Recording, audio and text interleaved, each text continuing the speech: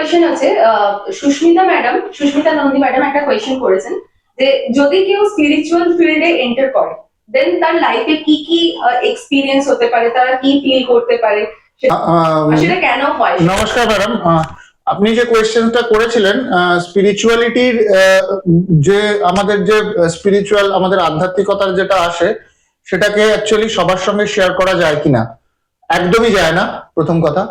এবং আপনাকে সেটা সিলেক্ট করতে হবে। অ্যাকচুয়ালি সবার প্রথমে যেখান থেকে আপনার স্পিরিচুয়াল সিদ্ধিজ আসছে তারা সেই জায়গায় আপনার গুরুজ কিংবা আপনি হায়ার নলেজ যেখান থেকে পাচ্ছেন তারা তাদের যে প্রোটোকলটা থাকে সেটা ফলো করা সব থেকে বেশি ইম্পর্টেন্ট, এবং সেই কমিউনিটির মধ্যেই আপনাকে আপনার স্পিরিচুয়ালিটি আপনি শেয়ার করতে পারেন।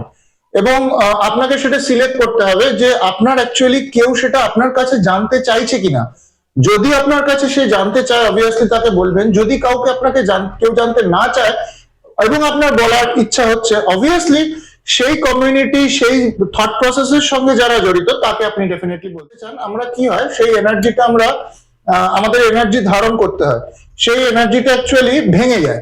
তো আপনার যে বিলিফ সিস্টেমটা, যে ডিভোশনটা, সেটা কোথাও না কোথাও আঘাত হয় সবাইকে জিনিসটা বললে। Thank you.